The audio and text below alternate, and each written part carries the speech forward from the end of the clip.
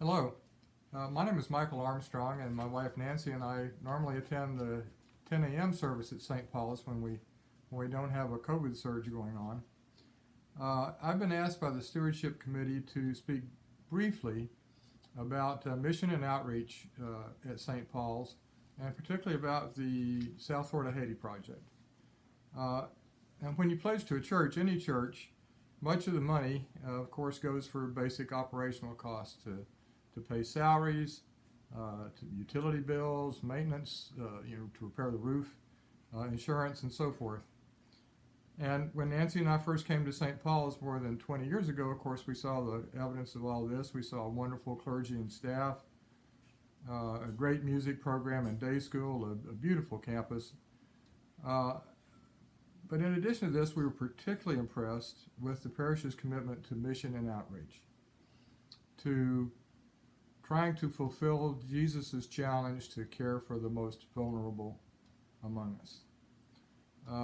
It did that through unique development of Paul's Place to provide education and other support to Haitian American young people who live right around St. Paul's, something new that had come up, and St. Paul's was addressing it. And also with vital partnerships where St. Paul's didn't reinvent the wheel but built on and leveraged what others were doing, such as Cross, Christians reaching out to society to feed the hungry in Palm Beach County through food banks and through the Caring Kitchen, and then later on through Family Promise to try to help homeless families, in conjunction with other churches, synagogues, other organizations, etc.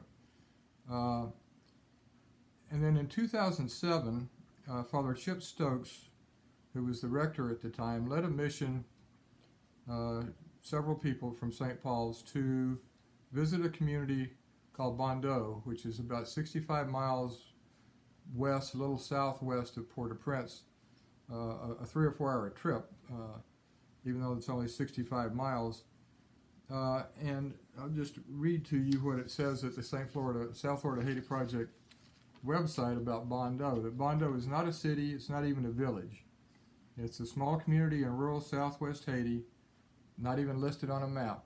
You can barely find it on Google. Family dwellings are scattered along the shore and up the mountain, with Mont Samaritain School and Church as the community hub.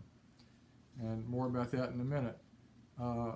Approximately 2,500 people call Bondo home, and as in much of Haiti, there's no basic infrastructure to provide water, potable or otherwise, to provide electricity, sanitation, garbage collection, no basic services. Medical facilities are very, very limited, and the closest viable hospital is in Leogane, approximately an hour and a half away.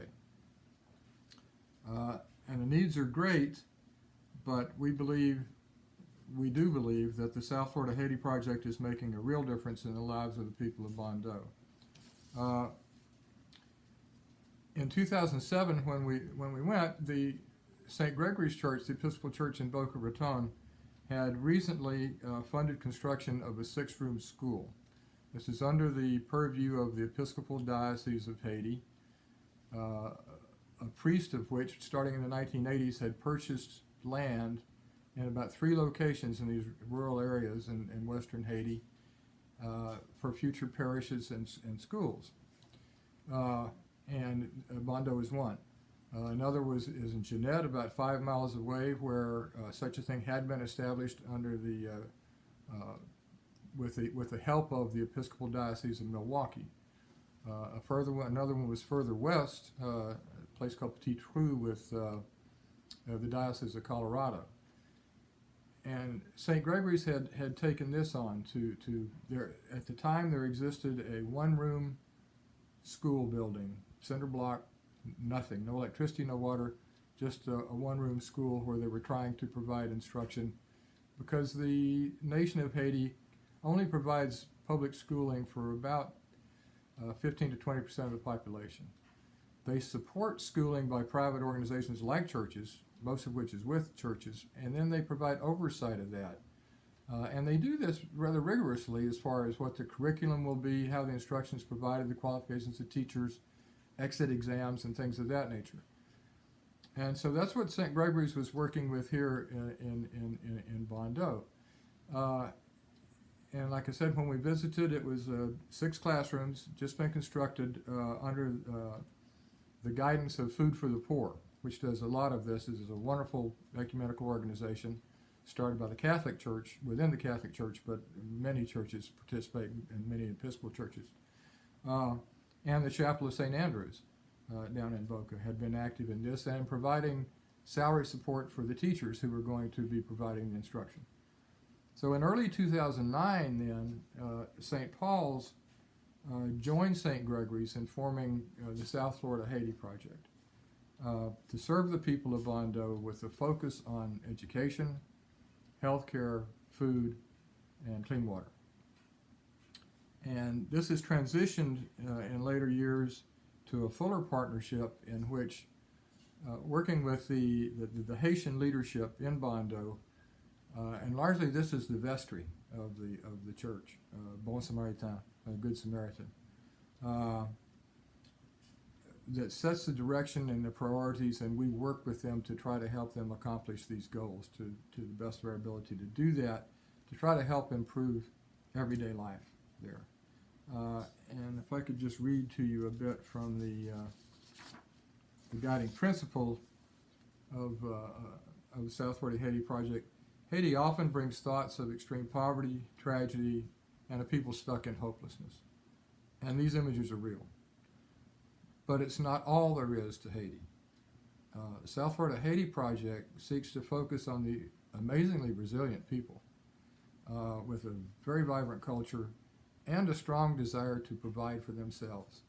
In working with these people for years, it is very clear to all of us they do not really want a handout. They really just need help and very much want to get to a place of sustainability, facing many challenges. They just seem to keep coming, and often in Haiti, when you take 2 steps forward, you'll take 1.5 back, and sometimes you're 2.5 back before you catch up again.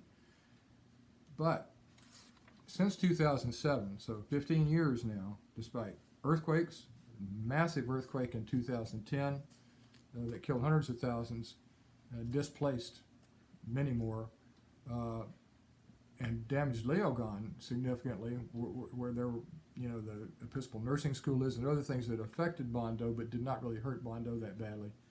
And then the most recent hurricane that did hurt Bondo. Not like Lake Kai, where the buildings actually came down and people were crushed, but it did damage some of the buildings we have there and created other problems. Hurricanes, we've had, there was potable water being brought down from the mountain by a thin PVC pipe that came down over a half a mile, and Hurricane Gustav broke that in so many places it couldn't be repaired. So the South Florida Haiti Project sponsored a number of wells to be dug to try to provide water, but it's too close to the coast and they all come up salty. It's not a waste. That water is used for utilitarian purposes, for washing, for flushing, for things of that nature. And now, through a grant that was received by the South Florida Haiti Project, a new pipe, underground, much hardier than the previous one, is coming down from the mountain, from a clean, good source of water up on the mountain that is ready to go online now. And so there's progress made on that. The school has expanded greatly and now has all 13 grades. So additional building, and this is with the help of other parishes. St. Andrews and Tequesta was a big help in finishing off the upper school. And 360 students currently being served, and at every graduation they do well on the national exams, and the last couple of graduations, 100% of the graduates have passed the national exams, and several are going on to higher education. And this is it's remarkable because there was nothing there as far as that goes. A church has been constructed then. This was a big priority from the people of the area. That was a fundraising project that was taken on separately under the auspices largely of the Diocese of New York. And by Reverend Sam Owens. Some of you know him, and the church is built, and it is a big part of the community center. And Père Fenor, Father Fenor, who is the priest in charge there, who really is in charge of both the church and the school, has now been there for several years. A guest house was built with contributions through the South Florida Haiti Project, which served for mission folks when they would go over there, not doing that now, of course.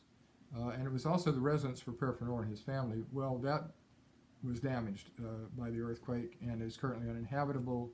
And so that's one of the projects of the South Florida Haiti Project. That's one of the goals, is to repair the guest house. Père Fenor, his family is in Leogon, and he's currently living in a tent, and has been since the earthquake. Solar power installed on the guest house and for the school.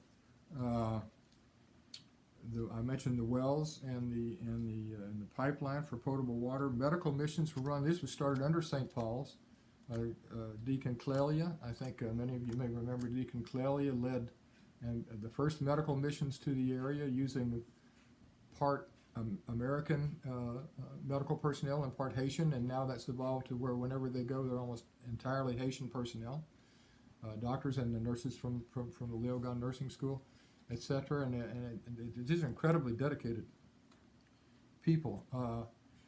The project supports a school nurse, about a half-time school nurse, and she's really the only medical care for the entire community. And whatever medications the project can provide for her, then she distributes. There are a number of chronic diseases that poverty produces that show up routinely: high blood pressure, diabetes, tropical illnesses that come from insects like malaria, poor sanitation diseases like cholera and typhus and things like that. So I mean, somebody who can deal with these kinds of things. Food packing and sharing. St. Paul's was the initiator of the food packing event, also under Deacon Clelia when she was here. We did the first one here and packed, I think it was 75,000 meals that were sent, and these are put together specifically for Haiti to be consistent with the Haitian diet. We can't do our own cultural overlay of we think you should like mac and cheese, so we'll send you a lot of that and peanut butter. I mean, they do like peanut butter, but that's not. So mostly rice and bean kind of things with supplement. And one will be going on. It's St. Mark's Episcopal Church up in Palm Beach Gardens has sort of taken that on as a project, a piece they like to do. They've done that a number of times now, and they will be doing that again the weekend of Saturday the 22nd of January. And I think Father Paul has taken names of people who would like to help with that. So great progress has been made in a number of areas. It would be wonderful if we had time to have like a round table and answer some of the questions about, will things ever get better in Haiti? Is there light ever at the end of the tunnel, and things like this that you can really talk about at length. How did they get in this situation? And hopefully we can do that again once we can get back together more face to face. But to wrap this up, I would just like to point out, first I'd like to direct you to the South Florida Haiti Project, South Florida Haiti Project alltogether.org website, pictures, descriptions of all these things in greater detail, efforts to sustainable economy, things of that nature. So I really invite you to visit that, and to just note that this is one of the things that St. Paul's does for mission and outreach, to try to fulfill Christ's charge to the broader community, locally and internationally, and focusing in particular areas so that the money does not just get watered down, diluted in many ways, but focusing and seeing some specific impacts. And I hope this is helpful, and thank you very much.